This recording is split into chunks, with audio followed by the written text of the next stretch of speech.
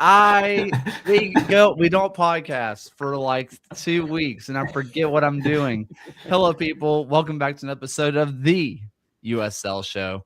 It is great to be back. I forget how to use the platform that we use, but hey, it's so good to see everybody again. Alex, how are you? Doing well. Had a good holiday. Watched a bunch of movies. Joined a pickup soccer every Sunday, so I'm All sore right. every Monday and Tuesday now. But yeah, good Christmas.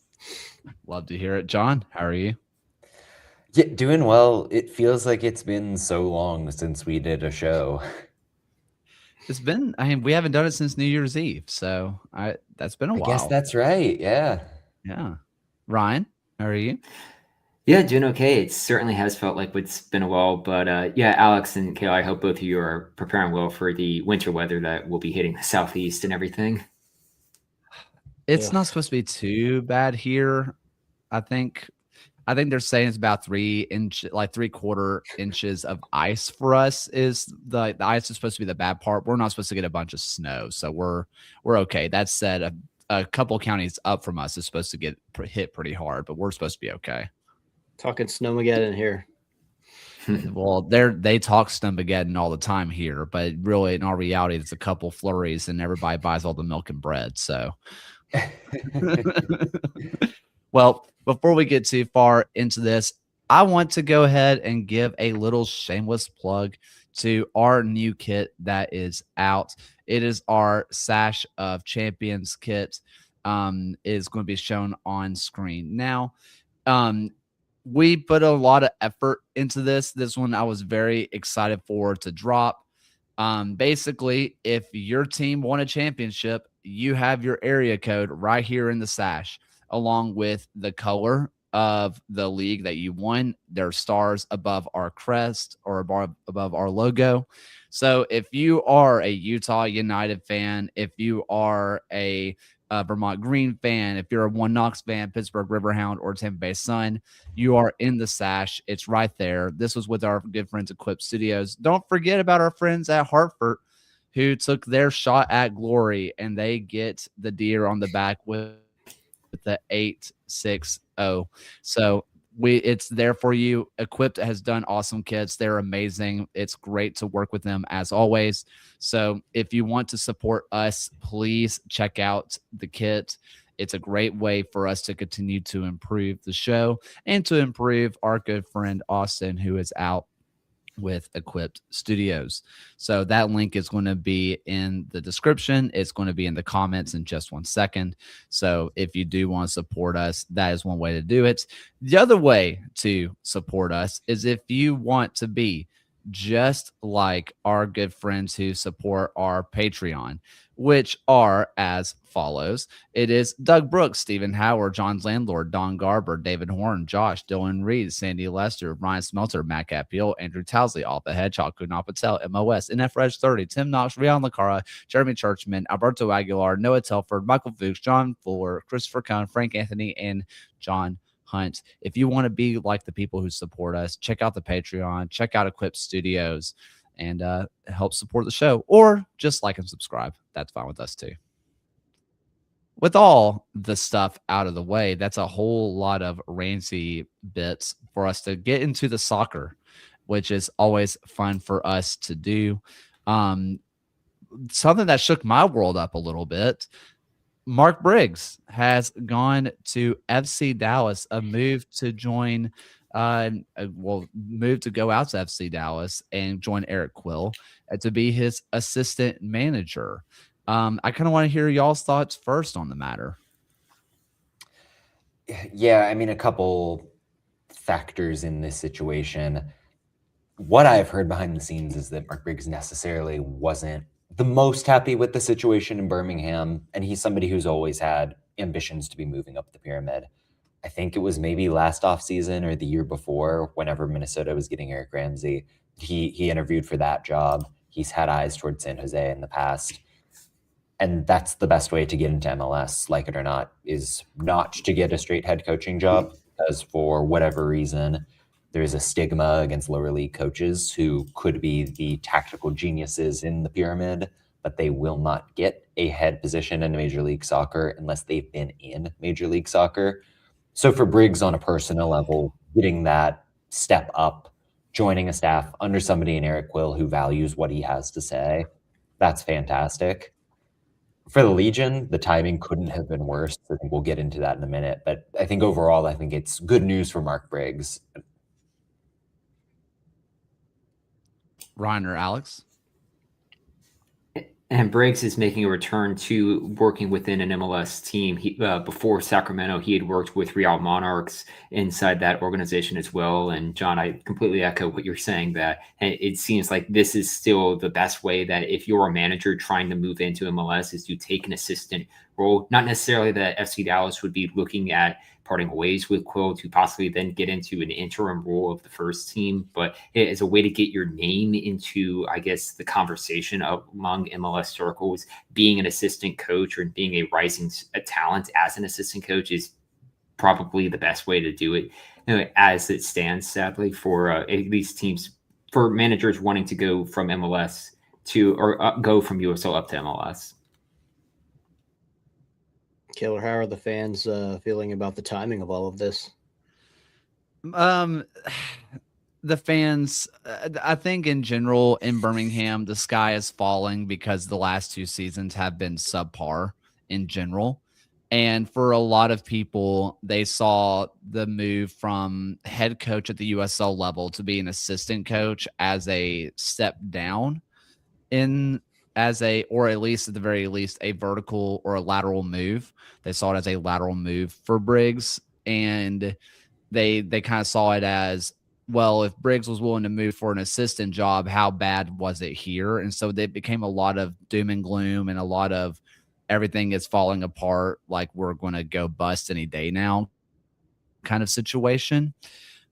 That wasn't made a lot better when it was announced later on that Jay Heaps, who is the current CEO of the club, is taking over as the head coach.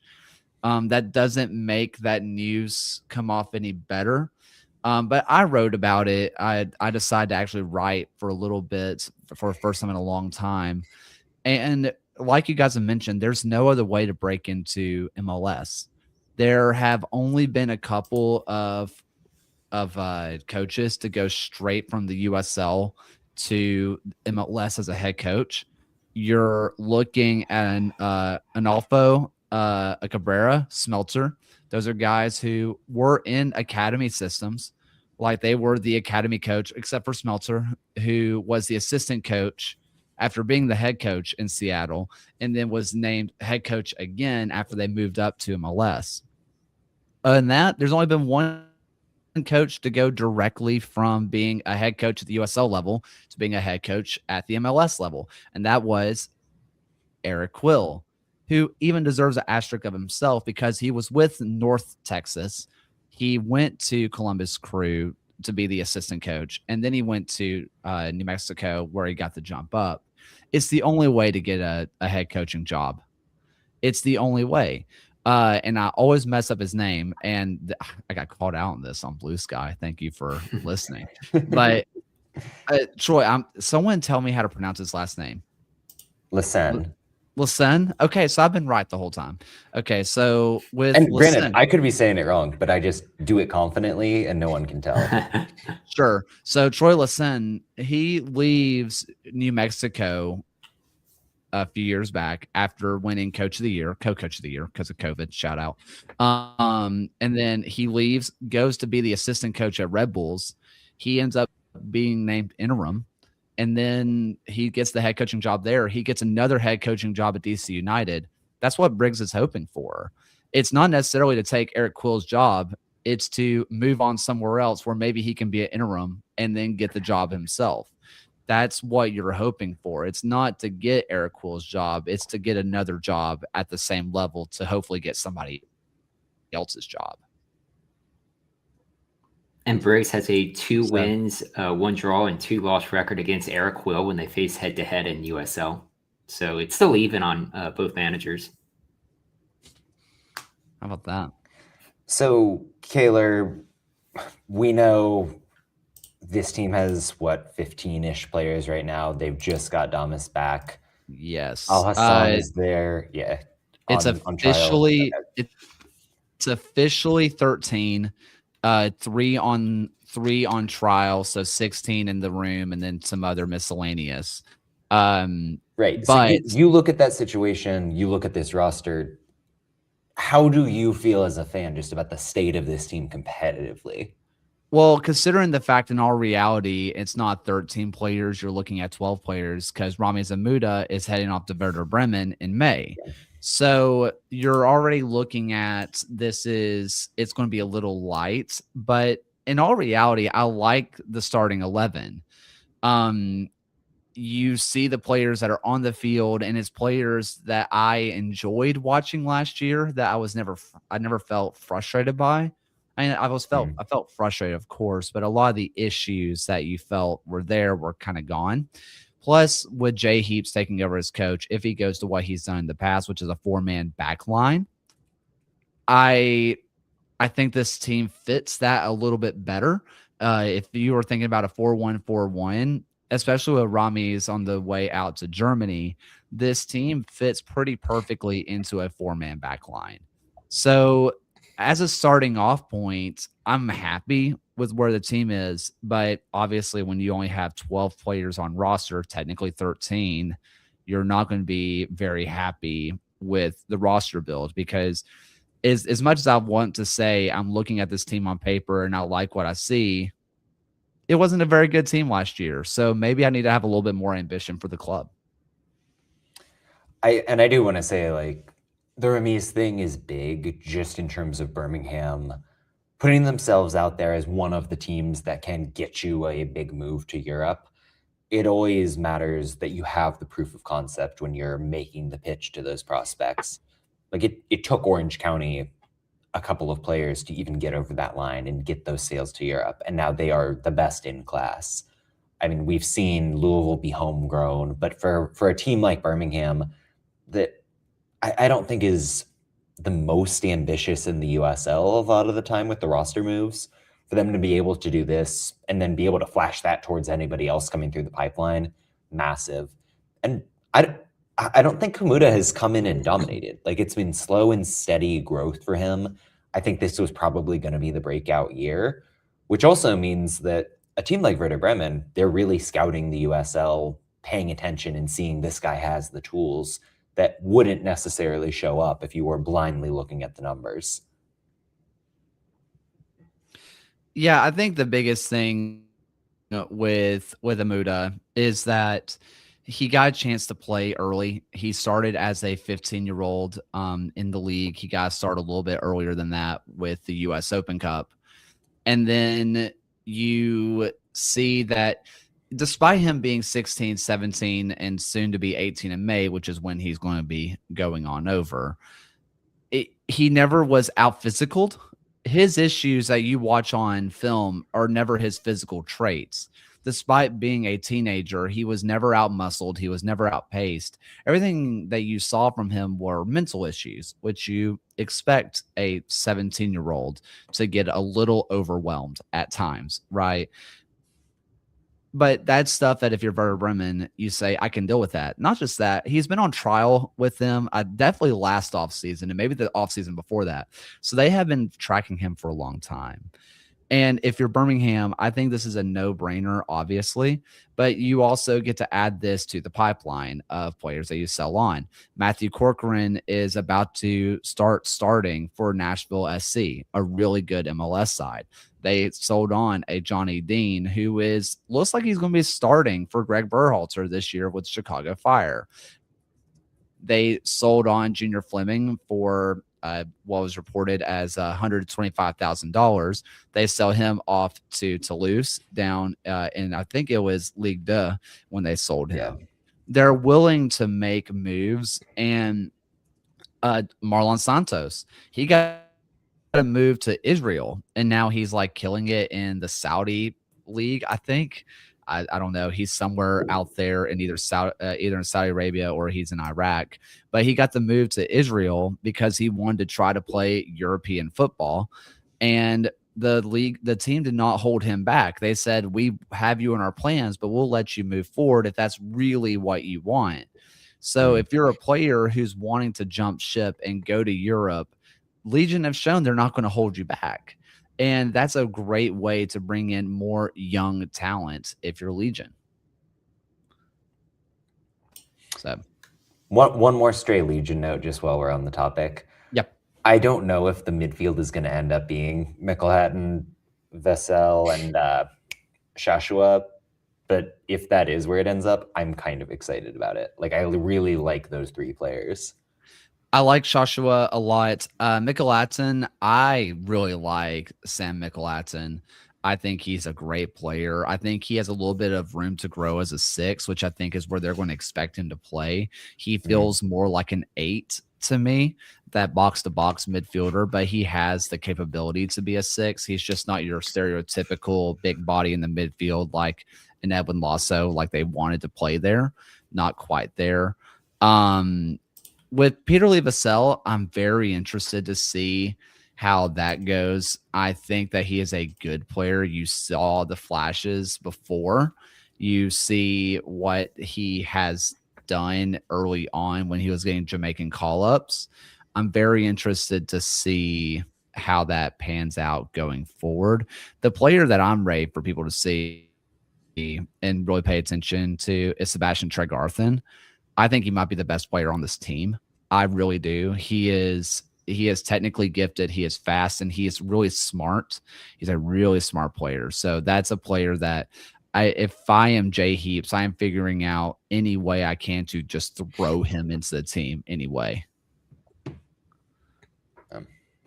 So I think that's all the Legion talk anybody really wants to hear. So how about Monterey Bay? They get a little deal with Pachuca down in Liga MX, which it was a fun post. They said their Monterey only has one R, which that's just fun. When they announced that they are signed with Pachuca, don't really know what this means. I don't know if this is going to be Pachuca is going to be sending out players on loan, if this is going to be a training thing. And they're going to be able to say that's a partnership and they'll be able to send players and all that kind of stuff. What will actually materialize out of this? I mean, do we remember when FC Tulsa and Wigan Athletic were once partners and that meant literally nothing? So we'll see what it means, but it's interesting nonetheless. Yeah, we've seen with Liga MX clubs that they do at least have some crossover. One of the obvious ones coming into mind is Phil's El Paso and Juarez right across the border from them as well. But it is interesting to see Pachuca wanting to partner with a team within USL to help kind of grow their partnership, help grow their own fandom as well within the United States. So just having this cross promotion from both leagues is always a welcome sight. And it looks like they get a friendly out of it. Which ain't nothing in California, Yeah. you know, Yeah. like having a Liga MX team At Cardinal Stadium. Really anywhere. I mean, we saw before. Sure. I mean, sorry, John, didn't mean to cut you off. I mean, I understand. Listen, Detroit City fans, I know you sell out for everything. I know this. But I'm pretty sure they sold out when it was Club America U23s because Liga MX like clubs get so much more love than people will give them credit for. Like if you were to have a Liga MX club come to Birmingham, I promise you there'd be more fans in the stadium for that team than if you brought in a mid-table Premier League club. Like there is legit support that is here in the US. We just don't really think about it. That's a huge deal. They're going to sell out that stadium. And then sporting front of things, you're probably right to talk about the Wigan Tulsa thing, which I have no memory of whatsoever, because 90% of the time that this sort of thing happens, it doesn't really result in terms of players coming over or players being transferred. There is potential just given that Monterey has leaned into the young players and got a couple younger guys on loan. Like I wouldn't be surprised to see maybe one or two Pachuca prospects move over. But yeah, by and large, if they can just leverage this into a marketing opportunity that kind of benefits all parties, that's probably a success. Any other thoughts on this one? All right. Well, let's kind of get into the smorgasbord of transfers if you guys are ready for that, unless there's something I'm missing. No. There's been a whole lot of stuff that's gone on. And Alex, I want to start off in your neck of the woods with, well, maybe not your neck of the woods, but your league. And then I do want to get to Richmond because I am really bullish on Richmond this year, but we'll get to that. We're in that part of the offseason where I think every team's going to win the league and it's a problem. Boise is just like gone crazy. And like they are signing really great players that are in really good parts of prime in their year, and we can go over every single one of them. Oh yeah, don't forget Nate Miller's their coach. Yeah, Boise, I've been told by a lot of people that they have opened up the checkbooks and they're outbidding, they're outspending pretty much all the other teams except possibly like Westchester or Omaha. They look like they're building a championship level roster straight up. Like you look at every single player that they've signed so far, and I look at that and I can see that being anywhere in the championship at this point in the year. Their flagship signing was Blake Bodley, moving over from Tampa Bay, used to play for Nate Miller in San Diego, signed a 3-year contract. That is crazy. Yeah. You never hear of that in this league. Almost every contract is a 1+1 or a 2 at most. He's committed for 3 years. But yeah, like all these connections to Nate Miller's past too. Like what a catch for AC Boise to sign him as head coach and to recruit all these players from Lansing, San Diego. Like right now, I know like you gotta do the Lexington and Westchester factors and say it looks good on paper going into the season. This is chaos league, but this is a really good roster so far. Kaylor and I kind of never shut up about the fact that we called our shot with Lexington not ending up being very good because we looked at the coaching situation, maybe the age of the players, the lack of chemistry, and thought there could be some problems there. And none of those things are true of Boise.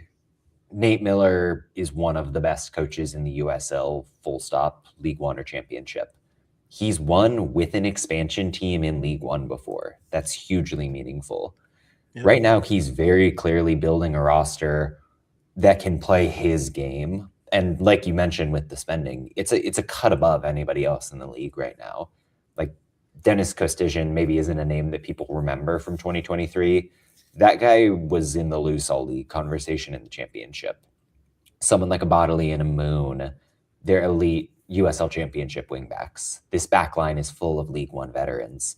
You really, and I know there's more to come, but you can't poke a hole in this team so far. Just hugely impressive stuff, and you love to see that ambition from Boise. Yeah, and I know that like Jake Kroll and Jake Dengler had to have had some looks from championship. For sure. And I definitely count them in that caliber of player on this team.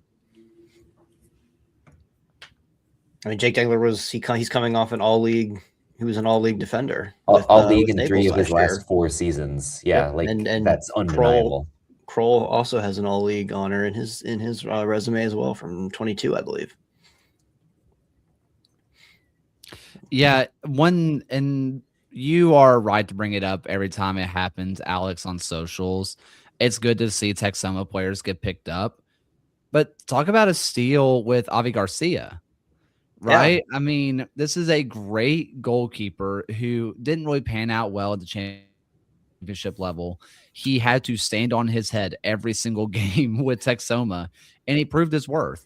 I'm going to be interested to see how he plays with the ball at his feet because we did see with Nate Miller, he enjoyed that with Koke Vegas. Granted, that's Koke Vegas. Maybe he was doing that with Koke because Koke is Koke, right? But even so, what will Avi Garcia be able to do now that he can, breathe for more than 3 seconds? Will he be able to pick out a pass? Like, are we going to be able to see him take a next step into being a goalkeeper we've seen Nate Miller enjoy using before? Or are they just going to rely on him to be a last second, last ditch shot stopper, which would be more than fine in this league? Yeah, I mean the defense they're building in front of him, like I think that's a pretty comfortable defense to have in front of you. And that's the thing when you look back at the experiences as a manager. We know Miller wants to possess the ball. We know it's going to be a back three. But when it was in Lansing, it was a lot of longer restarts and a team that pressed pretty high upfield. San Diego, it was Coque Vegas playing 40 yards out of his box in a slower possession game. So he's willing to adapt to the context of a league, which is really important. Like, you need your coach to have a vision he's trying to construct toward, but you can't be inflexible, and particularly in League One where games can be knocked down, drag out.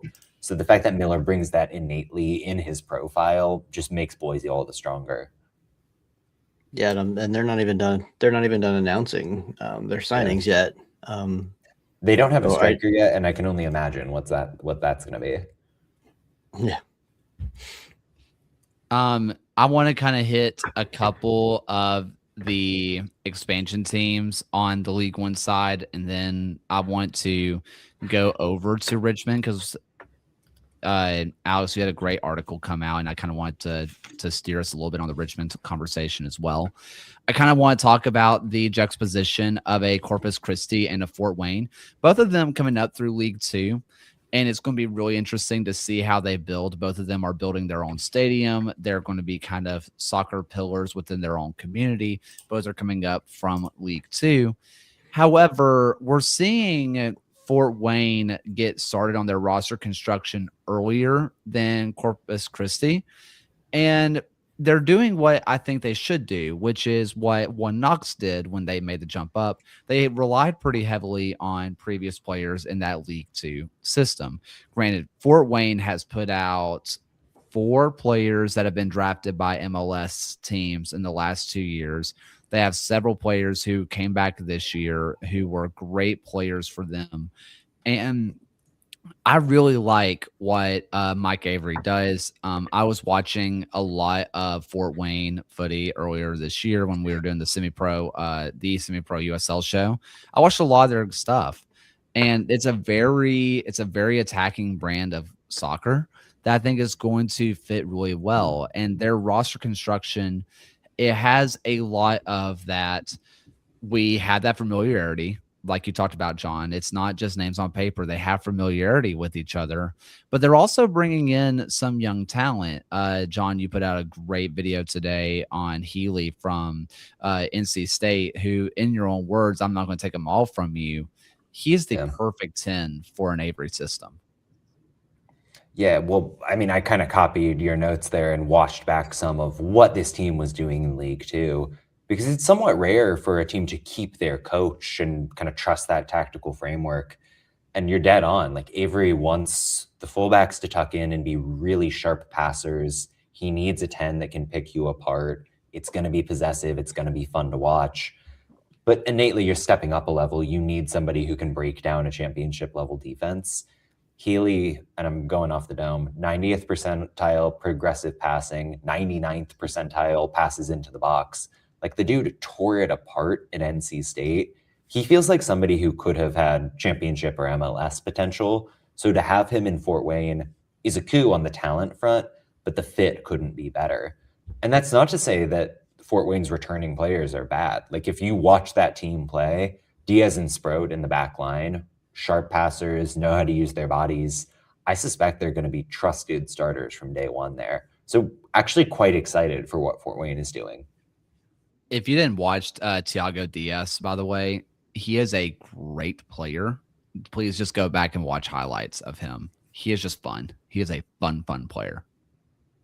And you also just love seeing the how USL will brand the pathway to pro, that having these players have that experience within USL to get rewarded when Fort Wayne go up to the professional ranks and bring those players up along, just kind of help reinforces what USL is trying to do, and having League Two be a kind of proving ground for those players to get those spots at the professional level. And I'm trying to remember who their goalkeeper was last year. I think was it Ari Briscoe, I believe, was his goalkeeper from last year. No, it was not. I don't, anyway, whoever it was, I think it was Briscoe. He is going into this was his senior year, so he's going to be available. And I would not be surprised if Avery brings him in at the very least as a backup option, because right now that's something they're still looking at. Meanwhile, the other League Two team, like I talked about before, who did not bring their League Two coach up with them, does not appear to be relying on that League Two talent. Our good friend Eamon Zayed, he's taken over Corpus Christi, and he went to the well he knows. He went to Ireland, got Sam Roscoe, and that's it. It's looking bleak early on for the Sharks of Corpus Christi. I've heard of one other USL veteran who's going there, but other than that, nothing. We know our friend Eamon Zayed is a recruiting wizard. He very well could find the next Ethan Horde out of somewhere. Very well could find Bruno Rendon. The next Arthur Rogers. It's a long list of players he's found and recruited and developed into stars. But yeah, we have no word out of there yet. There's social media presence is scant. I'm not worried because they're on the schedule, and if they're on the schedule, I think they're happening. So, but yeah, we'll hopefully hear some news out of there soon. I have heard they probably have one of the lower budgets in the league to start, which is reasonable, I think, for an expansion team in a newer market like that. But yeah, it wouldn't be his first rodeo. Yeah, and I will say, having talked a little bit to Eamon Zayed, they've got 16 players. It's just, it's a lift to get up to where you need to be marketing wise and operationally. So, and a lot of times that means marketing and social media announcements of players can lag. They'll get there when they get there. There's a team, I think they're coming together this week to train a couple of League One guys from what I understand. So yes, they're going to be low budget. If anybody can win on a low budget in this league, it's Eamon Zayed. We saw it in Noka where they weren't even paying the players for a bit there. Yeah, just don't pull a Central Valley Fuego and give us a roster on the first day of the season. Or I miss them so much, man. Or if you could give us the anime mini fridge that we were promised from Central Valley Fuego, that would be fantastic. Hey, they still exist. Reach out to Juan. I'm sure he messages back. So let's go over to Richmond. And like I said, I am at the point of the offseason where I'm looking at every team and I'm like, you could all win the league. Like I'm just very bullish on just about every squad, but I'm looking at the kickers. And after reading, Alex, your article that you did with Darren Schwartzky, I'm just very on board with what's being built here, because we talked about before where they were being kind of pointed at as we play only the youth, and you even talk about it in your article, Alex. And they kept the youth. They kept a lot of the players who were really good in that young core, and they've added some veterans to it, but not old veterans. They have added veterans who are still young that seemingly flamed out. We talked about it in our Discord, like a Tyler Freeman, who I just still kind of think of him as a USL championship flame out. He's only 21 years old. He's been playing professional football for a long time at this point. Yeah, he just turned 23 like last week. So I'm very fascinated with the Richmond build early on.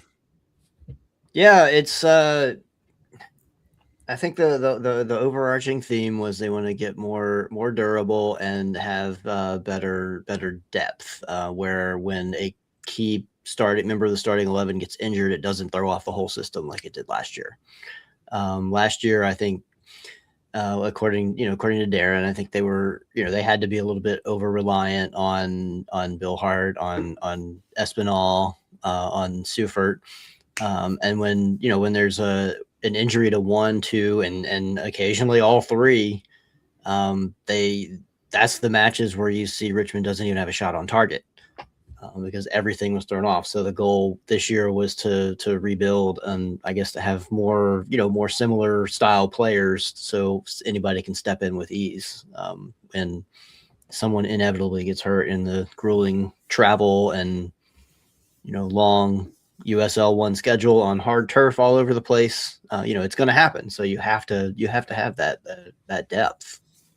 And I think that's what they're working for. And then also I think the icing on the cake was bringing in a veteran like Sean Vinberg to be on that back line. So yeah, I mean, I think there's a lot of cautious optimism going around. Good bit of cynicism built up over the last few years in the fan base, but I do think there's cautious optimism is the feeling right now. I think it's easy to look from the outside in and maybe doubt some of the names in a context of a League One offseason where a lot of clubs have kind of got those bigger players. But Freeman, you mentioned, Kaylor, he was killing it when he was a teenager in the USL. He's got so much talent and he can really flourish in the right system. And again, with Alex, what you said about Vinberg, that was the one where I really started to pay attention of, I think I see the vision for where Richmond is trying to go. It's younger guys, it's some reclamation projects. Vinberg feels like he's the real stabilizer. We've seen him play a high volume of games at a high level in this league. So yeah, and it's the time of year where I'm feeling good about everybody because I'm trying to convince myself about that. But I genuinely think the Kickers are really moving in the right direction for 26. Yeah, and also with when you look at the wingbacks, Darren favorably compared Daniel Moore and Mujib Marana to Stu Ritchie and Stephen Payne, that pairing from 2022, which he said is more in align with, I guess, Darren's Darren's style of play. And he said, the people we've had in those positions, that Richmond's had in those positions in the last few years have all been good. I mean, when you're talking about like Michael Hornsby, Maxie Shenfield, and Simon Fitch. But I think, I guess he's, he just wanted to change it up a little bit and sees this as kind of a throwback to a time when Richmond was winning. Any other thoughts on the Richmond build? Well, Tyler Freeman was a very interesting case because I think everyone looked at that and looked at his history and were like, oh, wash out. But then I mentioned this in the article. When you look close, he got picked up he had that amazing year at Loudoun and got picked up by Nashville, and then Nashville loaned him out to Birmingham. Then he I guess went to Carolina Core and got loaned to Hartford, and he's never able to really establish himself. There's no stability. Nobody giving probably any good, confidence there. And then he goes to New Zealand and he's been tearing it up. And I think that's, and the team he was playing for in New Zealand, Western Suburbs, I think that's where Charlie Ostrom came in from. So, they've got there's a precedent of players doing well there and coming over to USL League One and also doing very well. Cause we see that, Charlie Ostrom has moved up to championship now. But yeah, I think people are really big on Tyler Freeman as either a striker or a second striker. I have a lot of League One thoughts, but we do need to hit some championship. And why not another expansion club? Let's look at Brooklyn, where I'm a little cautiously saying that I like the team early on. Kind of headlined by Oregon, who was Golden Boot winner last year, has easily been one of the best, if not the best striker in League One, but just never really got that jump up to championship until now. You also have Gabriel Alves making the jump. Despite the memes, he's a really good player. Peter Mangione, like a really, really good player. Same thing with Stefan Stojanovic, Jackson Lee, who I am a truther of. He's getting in there and might have a chance to crack a GK1. Someone who's been around a long time, Thomas Van Kazeel, who was formerly All League. Maybe some of those players don't pan out in terms of like a Van Kazeel. He's not the same as he used to be, but there's a lot of really good players and a nice young core to build around. Yeah, one correction on Obregon. He scored 10 goals for Hartford in 2021. He's been around. He was very good in 21. He was Yeah. good in 21. They Yeah. barely played him in 22. Yeah. Then 23 was kind of a lost year, and then he drops to League One, and it's fireworks for him. So he's somebody that's done it at this level. And you think about Brooklyn in particular, what Marlon LeBlanc wants out of a striker. Typically, it's going to be a 4-4-2. So Obregon's going to have a partner, which he didn't really have in Westchester. But Obregon likes to play with his back to goal. He's not afraid to drop in. He's really aggressive in the press. So you put somebody like a Sean Hundal next to him. Hundal is just classic riding the back shoulder, getting in the box number 9. Intuitively, that makes sense, and it's going to bring the best out of Obregon. And what a great way to say we're going to be New York's team than to take the best player off of Westchester, by the way. That's a real statement of intent from them to get somebody who's so well considered locally and within the USL. And I'm always just a fan of anytime we get a former Wilmington Hammerhead player to come back into USL play with former New York City FC, which he's probably more well known for. Tommy McNamara has signed with Brooklyn this season as well. 3 appearances for Wilmington Hammerheads, so there's still someone out there. And I vividly remember the one game that he did have that one appearance in Wilmington for. That's awesome. There's also, I just want to throw it out there. I just continue to laugh at Charleston just a little bit because it was like the sky is falling. The sky is falling. They already had like a really nice team on paper, even with the sky falling. And then they bring in like Andy Cabrera, Colton Swan, Miguel Berry, and Sean Zuber. Like, okay, you're fine. Shut up. Miguel Berry, when he was, I think he was on, no, it was before Nate Miller, but he was on loan in San Diego.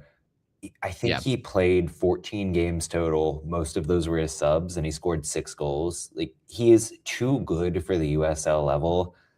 I'm not going to come and guarantee he's Cal Jennings 2.0, but if he scores less than 15, that would be shocking to me. And then Sean Zuber, the most important addition of all. He was in the mix for Defender of the Year, led all defenders in long completions. You saw what he did in the playoff stretch, so crucial to the whole formula for the Riverhounds. He is probably emblematic of a little bit of a change in philosophy for Charleston, where we think about them being ultra possessive, always keeping the ball on the ground. This team's built to run a little bit, built to be a little bit more vertical, and Zuber will be the guy that makes that happen.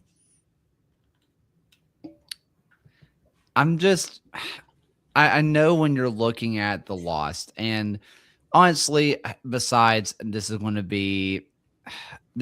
a hilarious group of players to lose and just kind of talk about it. I mean, you're looking at Nate DeSantos, you're looking at Leland Archer, MD Myers, Mark Sekbers, who wasn't really a factor last year, but still, Aaron Malloy, Cal Jennings, Rubio Rubin, Arturo Rodriguez, Juan David Torres. Like, losing those players in 1 year would kill almost every single team. And yet I still feel like they are comfortably one of the best teams in the East. However, as some of the comments keep pointing it out, there's been other teams that have made steps. Loudon has made some moves where, John, you're very bullish on this Loudon team, as we all are every offseason. Yeah, I'm trialing the take that they might be one of the 10 most talented teams in the league. I don't know if I'm fully committing to that, but there's a possibility here that they're not going to go full lads protocol. You start off with the base that they kept Abakora, that above everything else is what's going to make them a contender. Reigning Young Player of the Year, 10 goals in the first half last season. He's somebody you can build around. Then you get Ezra Armstrong in, which gives them crazy competition up the left side. I don't know if somebody's going to the right or what, but that's massive. He was all league in 2024. You add Sal Metzafero in the back line, who won a title with Austin. I thought would maybe get a jump with Dennis Sanchez at some point, but hey, that's Loudon's benefit now. Tons of other depth coming from Next Pro in the back line. Thor Ulferson up at striker, who was a double-digit game starter for the Houston Dynamo within recent memory, like an MLS quality player on his day. And it's Loudoun United. Like, this is the talent that Loudoun is bringing in 2026. For the new ownership group to come in and say, listen, we get it, we're going to invest in this squad, I think that's a really big deal for what they want to be, given everything else of where the USL is trending. And Thorolfsson is just an all-league name, by the way. Yes. A couple, because this is the East Pod right now. A couple of Western teams that I've been enjoying, and maybe again, just like you, everybody's going to win the league this year. I'm just looking at everybody's team, and I'm just like, this team is so good. This is crazy. I'm catching myself really, really enjoying the roster build from Colorado Springs. Like, I'm looking at the pieces they're bringing in, and I'm really liking it. Honestly, with the pieces that they're bringing in, I still have not switched my brain that James Chambers is not their coach, because if he was, I'm loving this build for him. Well, the thing about Alan McCann is that he was on the Chambers staff. He was on the Hogan staff. I think he was here when Brendan Burke was here. The soccer is not going to look that different. For my money, it feels like Colorado Springs just decided, we really think we've got something with the broad tactical setup, but we just need a new voice in the room. And you think about something like Speedy Williams, where, okay, this team has 6 or 7 defensive midfielders right now. Speedy, he's 33, 34. I don't think they're expecting him to be a starter every single week. He's somebody who can play in the Open, play in the Brinks Cup, and just be that leader in the locker room. At this stage in his career, that is a great way for him to contribute and a great way for Colorado Springs to get back to where they need to be culturally.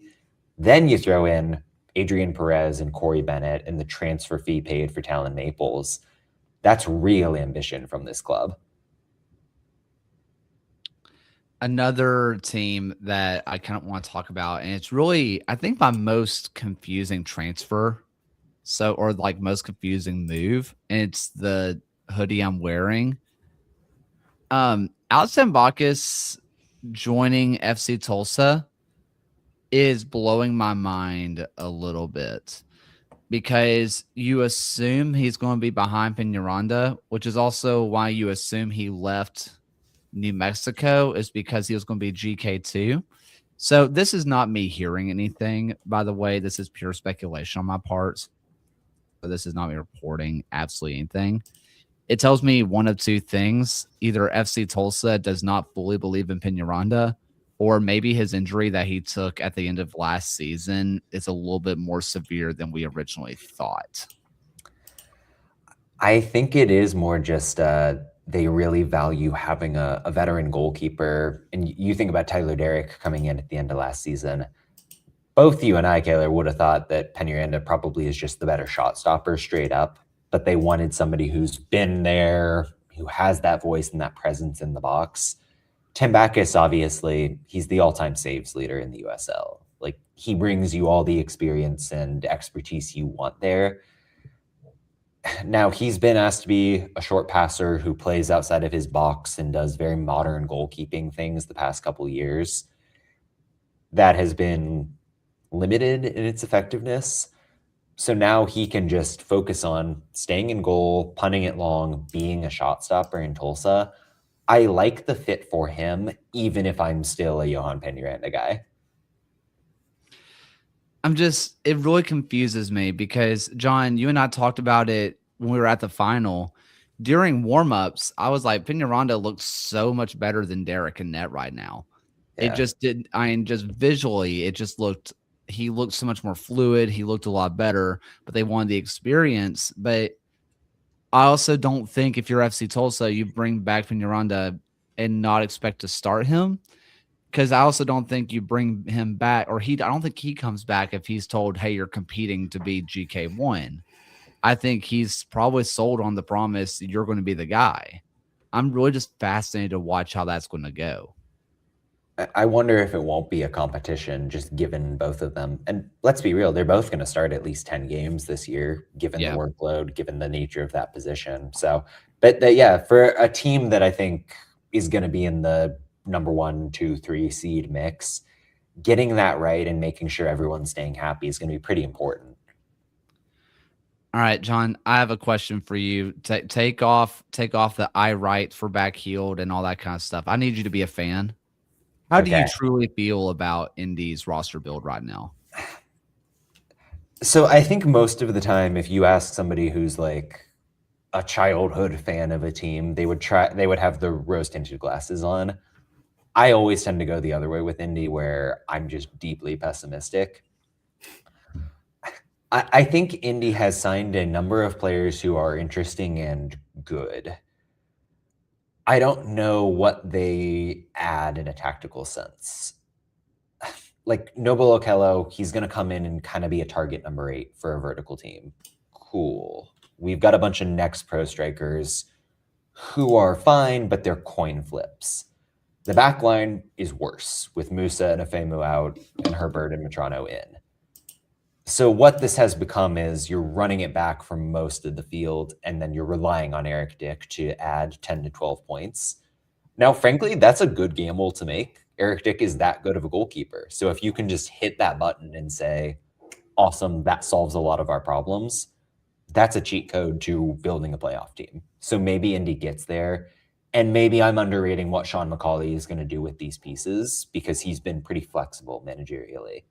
But yeah, for now, Indy feels like they haven't risen above the level of a bubble team. You kind of mentioned the flexibility from McCauley.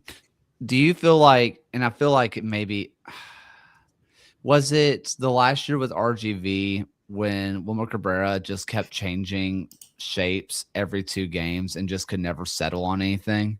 Yeah. Are you a little worried that that's going to be what happens here? Because I'm looking at this team and I'm seeing a lot of players who can play a lot of different things. And I almost get the fear that this team will never settle into having a set position. Me on Football Manager. Yeah. I mean, you see this signing today with Barry coming in from Revs too. Yeah. That gives them a proper left back. And that almost makes me feel better of Aiden Quinn doesn't have to be a wing back all year. Like some of the depth pieces are very much you're getting the contingencies you need to get your best players in the right spots. But then they've signed 5 forwards that are the same archetype. They don't really have a right wing back you trust. There isn't a proper destructive number 6. There's a hyper focus on certain positions in a way that doesn't really click for me right now. A couple more teams that I want to hit personally than any other loose thoughts anybody may have. Pittsburgh, I'm really enjoying their offseason. They're bringing in, I think, Alex, it might have been you that pointed this out. They brought in 2 Golden Boot winners in the same year. They got Amon, and then they get Dikwa back. So 2 Golden Boot winners back in their team, which, yes, Dikwa is returning, but we were also a team last year that Augie Williams was like, look at what they did. They signed Augie Williams. They're bringing in bona fide goal scorers. When last year was a novelty, this year they did 2 of them. I think that's a real sign of intent, not just of Rob Vincent, but honestly Pittsburgh's pocketbook, that they're willing to spend a little bit more than maybe they were in the past. And this is the thing you've always heard, and I've not got it right from the Riverhounds folks, so it's just a rumor, but that Bob Lilly was kind of told, like, hey man, we're willing to give you more money if you want it. And he just decided he wanted his Warriors. Rob Vincent is a little bit more modern and is willing to say, cool, if we want to pay a transfer fee for Albert Dikwa, let's go and do it and make sure we've got one of the 5 best number 9s in the league. If you can have Trevor Amon as your backup striker in a system that so clearly fits his skill set, that is killer. And you think about Elliot Goldthorpe coming in, Souza in central defense feels like Suber 2.0, like somebody coming from Next Pro, really great dual numbers, good passer. it's a level of understanding of what holes Pittsburgh needed to fill this winter and just going out and doing it, checking all the boxes in a really confident way. All right. What are some other spare transfer thoughts so far? Obviously, as we get closer to the season, we will have our full Eastern Conference, Western Conference, and League One show. We'll dive into each team pretty in depth. But what are some spare transfer thoughts we got going on? Scrolling through the tracker. Because while you're doing that, Alex, Did we touch on Terzaghi? No, we did not. Let's hit that. Yeah, I mean, all-time leader in League One goals is heading to Portland. So there you go. Yeah. So yeah, Terzaghi was obviously a fan favorite in Richmond. So it was a tough, it's tough to see a player like that head out. And I'm almost 100% positive that if Richmond were to have extended him an offer to stay, he would have stayed. But it was just kind of. I think if you look at the last couple of years and how his production has declined, and he was undoubtedly the highest paid player on the team. It was just I think it was just the timing was right for him to leave Richmond and for Richmond to try to, I guess, settle into something new. With Portland though, I think he's anytime he's on the pitch, he offers a huge distraction for all defenders, which is good for anyone around him, especially playing with some of the players of the caliber he's going to play with in Portland. I think he's going to end up being kind of like their Nico Brett is with Spokane, a sub who will have a string of starts, score. He's going to score at least, probably going to score 4 goals at least. It's just it's a great option for Portland to have. That's totally where I'm at. Go ahead with that, Kaylor. No, I was just going to say the homecoming is going to be magical. Like August 22nd. Like that. Like get the video ready. I think I'm going to cry. I don't know. Like I'm not a Richmond fan, but I might. I don't know. Yeah, he had a standing ovation on his when he left the pitch against Madison that night, the last match of the season, because I think even the casuals and the fan knew, in stands knew, this was his last time as a kicker. But yeah, that's going to be quite the homecoming. You're totally right to make the Nico Brett comparison where I don't know if Terzaghi has the legs to be the guy in this Portland system where it's so much running, so much pressure. You throw him on with half an hour left, that presence with Wada, with Ollie Wright, with Titus Washington in the mix. Good luck to most defenses in this league. Like the level of skill there is crazy. And you need that change of pace kind of player, and especially in late game situations. So to have somebody of Terzaghi's quality, that is killer from Portland. Another notable signing down in League One, Alex, I think you were one of the first to get the beat on Amal Knight going to Greenville, where they looked like to me that they were pretty ready for it to be Seth Torman to be GK1. He got a good run in the Cups. He made a good impression. But Amal Knight, who's now getting caught up to the Jamaican national team again, he was one of the best, if not the best goalkeeper in League One. Then got sent to, was it Nepal? Where did he go? Nepal. Yeah, it was Nepal. Yep. Just went on a random side quest out there and came back to be Levy's number 2. And it looks like he might be able to get back. And if he is the starting goalkeeper for Greenville, what a way to usher in a new era there by having what was one of, if not the best goalkeeper in the league.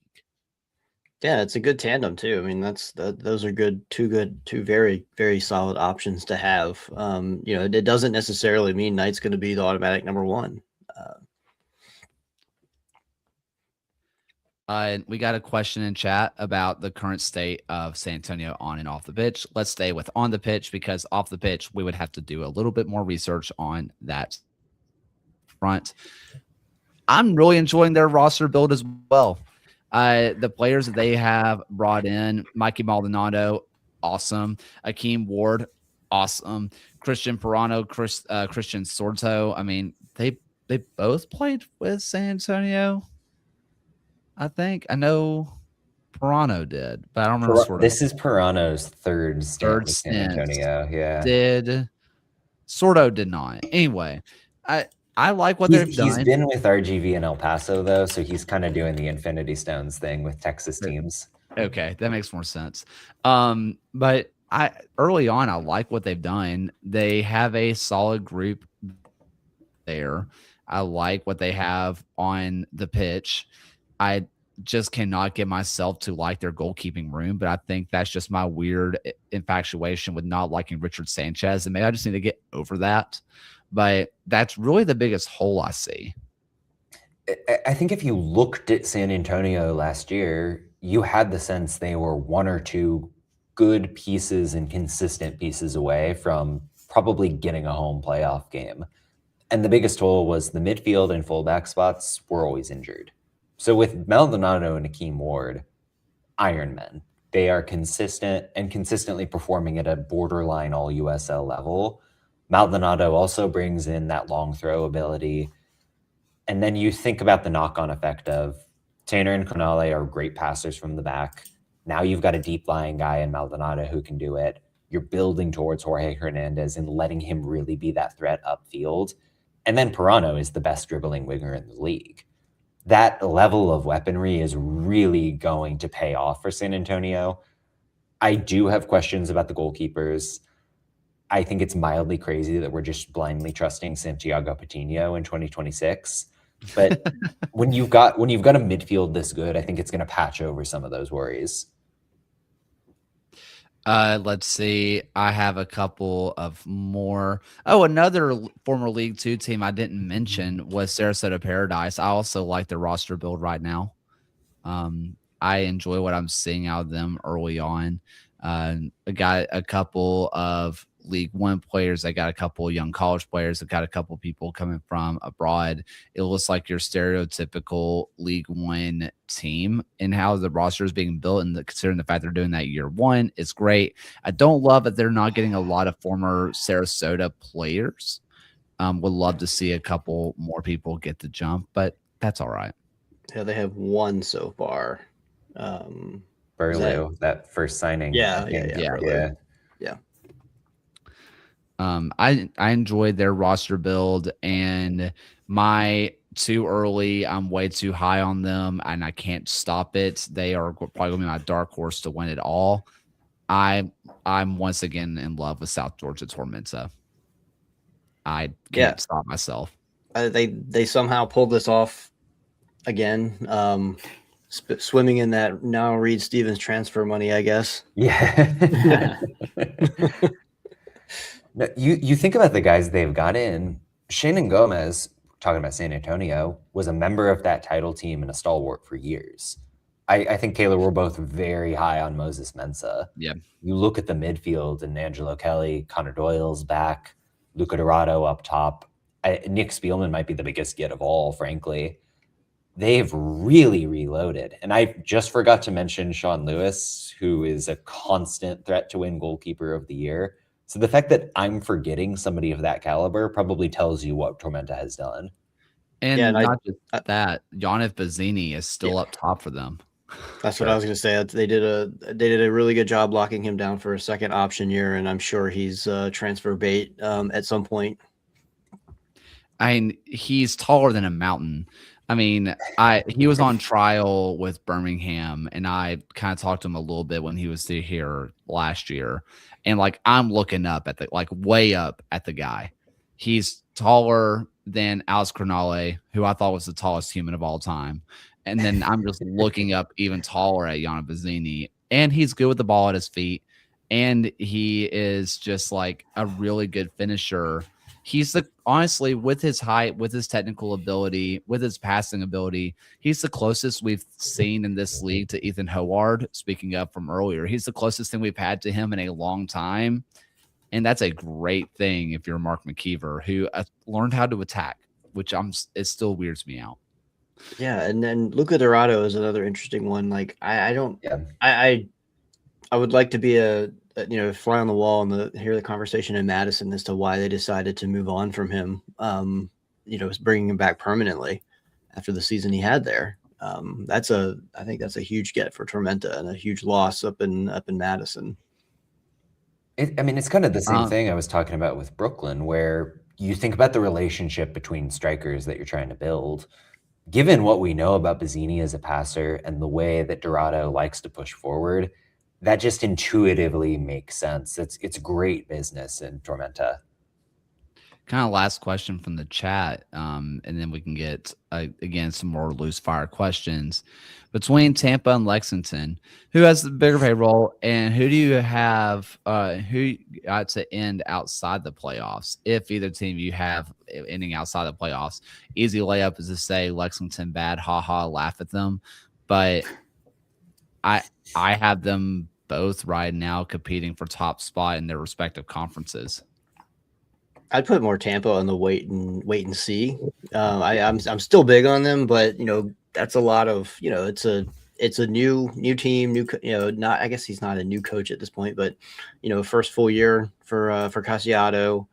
He's bringing in a huge roster rebuild full of League One All-Stars. Doesn't necessarily mean they're going to automatically be good right off the bat.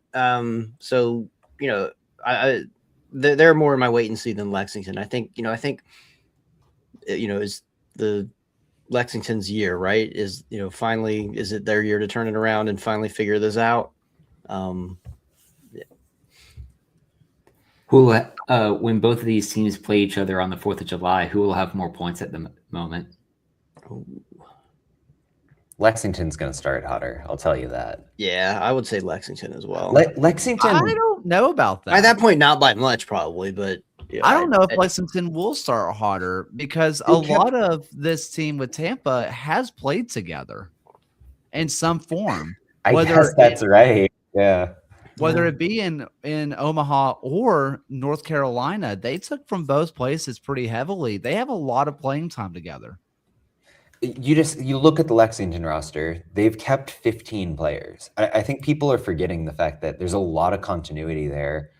There's a chance on opening day it's maybe 6 or 7 starters who were just there last year for a team that was 1 win away from making the playoffs. And then you're adding Philip Goodrum and Aaron Malloy and Arturo Ordonez on top of that.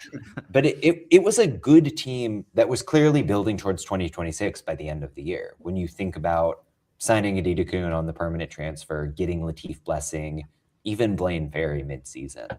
Those were guys that were going to be immediately useful, but I think there was a longer-term vision in mind. All of that, you get Hemi on the sideline. I think they're better suited for a fast start.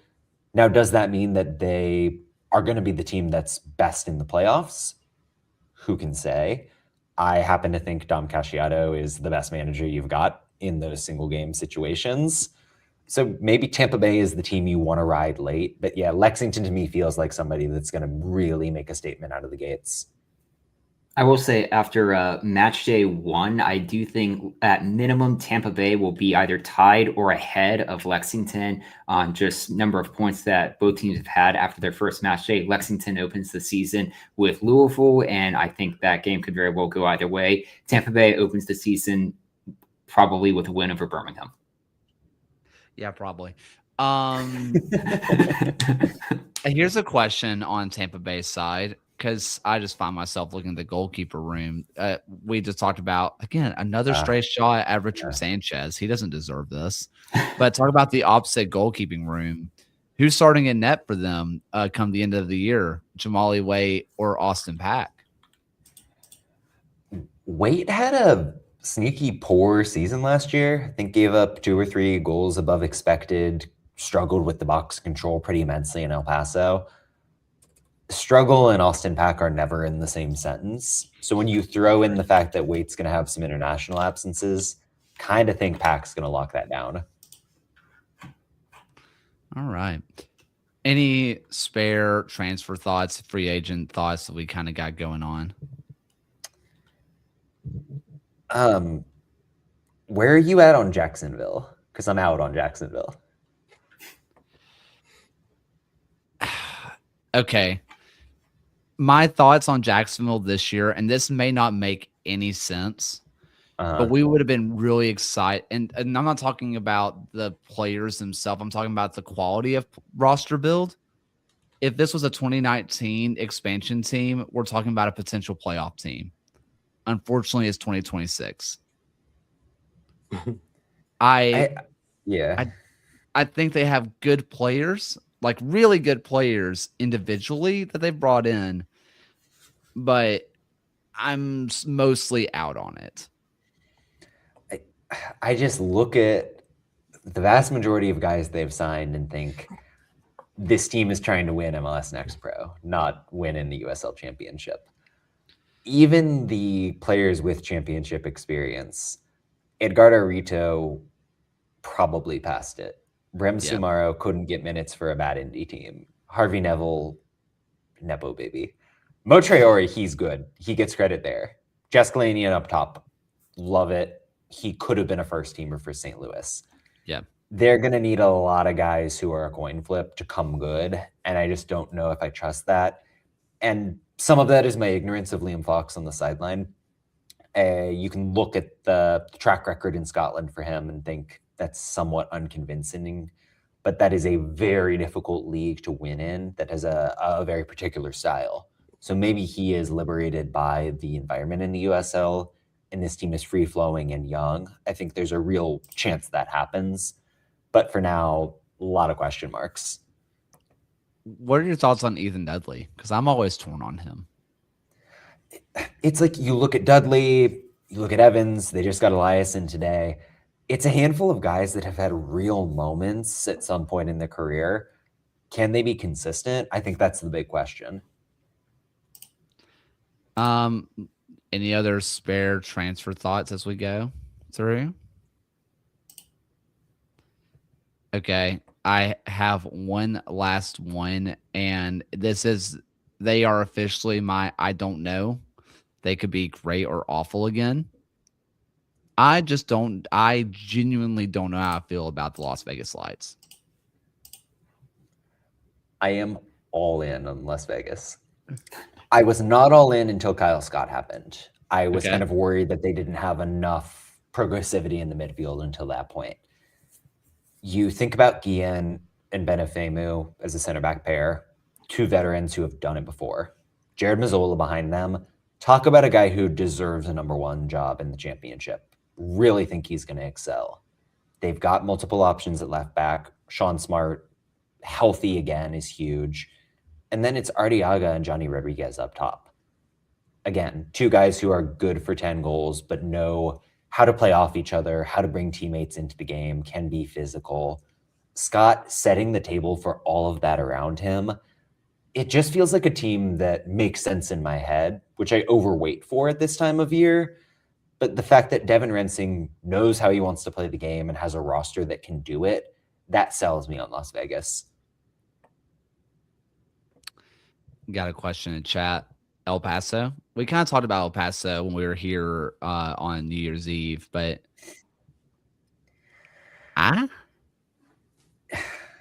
yeah, not for me. Having Rubio Rubin is huge. Like, Ian and Amando Moreno as a combination are two guys that can elevate you beyond the rest of your talent. They have a goalkeeper who's never been a number one at any level professionally, essentially. They've got 5 or 6 center backs, and none of them are convincing. Maybe Carl Saint is their number 6, but otherwise they don't have a defensive midfielder. There are moves coming that I think are going to change how I think about El Paso, but for now, it's kind of a hard sell. The only thing I can say on El Paso is that last year they were buoyed by Andy Cabrera, just kind of scoring a random hat trick and then just kind of screwing off for a few games, which you can definitely get out of a Rubio Rubin, where if he is just a little bit more consistent than Cabrera was, maybe you can still be a playoff team with this team. But I don't know, especially with Oakland I love Oakland right now because it's basically just the good parts of Loudon. I which again, no one's ever said that before. That's a sentence no one said. we are but inventing phrases on the USL show. so I don't know. And okay, this is the last one. Phoenix. I feel a lot better about them now that they announced Pop Marboy coming back. I really wish they would have just signed a normal senior number 9. Like the fact that we've got a prospect from Columbia who could be good and a kid coming up from Nextbro who could be good. This was the gaping hole for Phoenix, and the fact that we're just not going to address it kind of irks me. Maybe it's more of the hope false 9 thing. That's cool and interesting, and I would love to see them keep trying it, but I just want one more presence there. That said, at the back, Pop Marboy, you're bringing in Luke Biasi, who I think is tremendous and should be an all-league conversation. They have John-Eric Marceau with a full preseason after exercising the purchase option. They're getting Daniel Flores back after his loan. It's a lot of the stability and solidity that we saw at the end of last season. They're building on top of that. So yeah, striker, I've never been a Patrick Krakowski guy, so I'd like to see a new goalie. But overall, they're going to be in the mix for a top 4 seed for my money. Rakowski, great shot stopper, like a really, really good shot stopper. I don't really know what Pamanakop wants out of a goalkeeper. Like, does he want to have a progressive goalkeeper that we see that's just more prevalent in today's game? Maybe.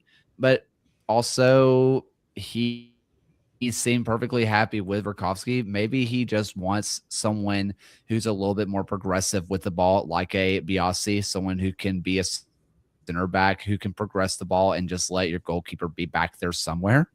Maybe that's what Pop Madaka wants of his goalkeeper. I don't know.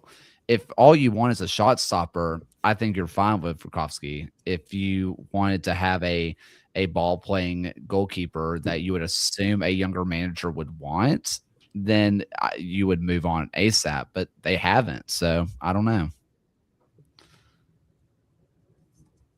Anyway, any final thoughts? Any final USL thoughts for you guys? No?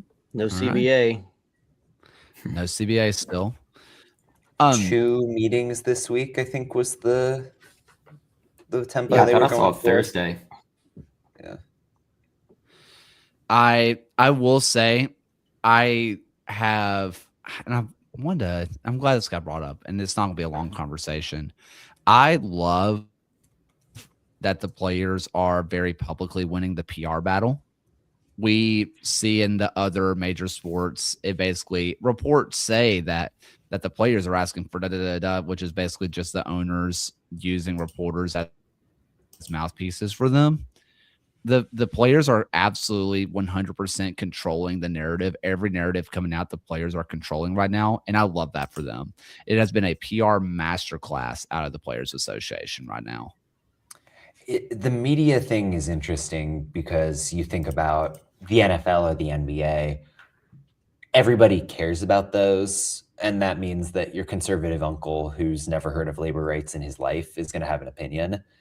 The USL, it's either passive fandom and people who aren't locked into this, or online sickos like us who just by nature of the medium tend to be a little bit more left-wing and pro-labor, which I really think affects the dynamic of how these things are discussed. So half-baked take there, but yeah, interesting overall. Is there any concern that they've reported for training without a CBA? Everyone feels good about the way that talks have progressed. I think the expectation is they're going to get the job done. If things turn, they'll just end the continuation, and then we're really in the shit pretty badly. But hopefully that's not going to be the case. Yeah, that's a lot of stuff like and John, you and I have probably heard from same people or different people, I'm not sure. But the USL getting a new housing sponsor, getting progression done on there. I think that's something that I've heard that they've been pretty positive about, saying that they're making strides on that side of things without it having to be purely CBA specific. Granted, it was spurred on by this, but still, I think that's one thing that I've heard that's gone very positively. And one thing that I kind of heard during the USL final time, USL championship final, that is, I kept hearing bad faith, bad faith, bad faith of like not everything was like being negotiated fairly or with good faith, which is just legal jargon for not with the best interests of everybody in mind. I've started hearing good faith conversations again the last few weeks, which has made me pretty positive about what's happening. So any final USL thoughts? No. Okay. Alex, how about some final thoughts for the night? Oh, muted. Sorry. Got into watching Fallout on Amazon Prime. That's a really good show. I had started like playing one of the games. I didn't get into it before, but and then somebody was like, "Oh, they made a show out of this. You should watch it." And I'm like, "Wow, I've never seen a video game based show that's this good." Is it comparable to the game? Yes. All sorts of Easter eggs, great like story missions, like it's all canon to the games too. Yep. Is it really? That's wild. Yeah. I still need to sign back up for Amazon Prime to watch season 2. I remember binging season 1 when it came out in like a weekend. Just my parents had it, and I was just like, I'm only here for 2 days, so I'm gonna do that instead of spending time. Somebody in my house signed up for one of the low-level Amazon packages that has ads, so I just like stomach it and nice. Watch it. I had canceled Prime, a while back too. But. All right, John. Boy, okay. Sunday night, I went and saw the new 28 Years Later movie, The Bone Temple. It had an absolute blast, man. It's a perfect mix of shockingly gory violence and kind of potent political themes underneath it all. Fantastic performance from Ralph Fiennes, who's kind of shirtless and painted orange and dancing to Duran Duran for a lot of this movie, but heartfelt at the same time and really empathetic. It's broadly unhinged, but in the best way possible. Okay. I don't know what to make of any of that. Yeah, you'd be shocked to learn it didn't make a lot of money. Ryan? Yeah, not so much stuff that I've been watching, but it was really dismaying news to see about FBref losing their data and everything. Just I know for a lot of us here within not just USO, but just soccer in general as independent coverage, like a lot of that data is stuff that we rely on and was like really kind of the foundation blocks of why a lot of us got into covering the sports. So yeah, it was just kind of really disappointing to see that development, and hopefully the people at Sports Reference can work something out and get the data back. John, maybe does this affect the USL at all? Because they're an Opta league. So it's because like the USL has a whole enterprise-wide deal with Opta where clubs have access to it. There is the media tier that the USL gets. Whereas FBref was kind of, I don't know what the terminology would be, but taking the Opta data and then publishing it for their own money-making, profit-making end, where that's where Opta decides, well, why would we make any of this public through FBref when we can charge for a license that's tens of thousands of dollars? Makes sense. Okay. And the real crux of the data issue also is like XG and some of the advanced stuff where the USL isn't public with that typically. That makes sense. All right. Let's see. For me, oh, okay. So for Christmas, my wife and I were gifted a grill, which is awesome. Um, we were we weren't allowed to have one in our old apartment. We had like one of the little cheap, like charcoal $20 ones, but the people at our apartment kept telling us that we had to get rid of it. We weren't allowed to keep anything on our balcony. That includes chairs and tables. We weren't allowed to have anything on our balcony, which I was like, okay, then what's the balcony for? So we just never had a grill. So our family finally got us one. And I was told, I was gifted a jar of sauce to make jollof rice. And the friend told me he wasn't allowed to tell me anything of the recipe. He just said it had to be made with grilled chicken, green beans, and carrots. That's all he was allowed to tell me. So now we had a grill. I made the grilled chicken to go with it, and like it kind of healed my soul. I got to be honest with you. Like I don't know what the different countries like jollof rice variations are, like the sauce. Like this particular family blend was Ghanaian, and I don't know what the difference is between like the Nigerian and all the other ones like that. But like it kind of healed me, so I get it. It's like a subject of debate in West Africa. Like if you're from Ghana and you're talking to somebody from Nigeria or Togo or Benin, like you're gonna get heated over whose jollof rice is the best jollof rice, which I think is awesome. Uh, I've only had one, and it was a random. It was like a town. It's his family, which is a town about an hour outside of Acura, and it was awesome. So right now, if anybody else wants to send me a jar of sauce of jollof rice, I will happily make the tier list for you, and I'll be the definitive answer for you on which one's best. Right now, Ghana's number one. So I'm getting hungry again. It's 10:30 at night. Well, anything else from you guys? All right. Hey, kit season is back. They got a bunch of videos that came up, plus their live stream, so check that out. And speaking of kit season, if you want to support us, check out the kit, the Sash of Champions. A lot of work went into it. It helps us get better, helps us afford some stuff. So please support us if you want. And if you don't want to buy anything, just like, subscribe, and share this around. It does help us out a ton.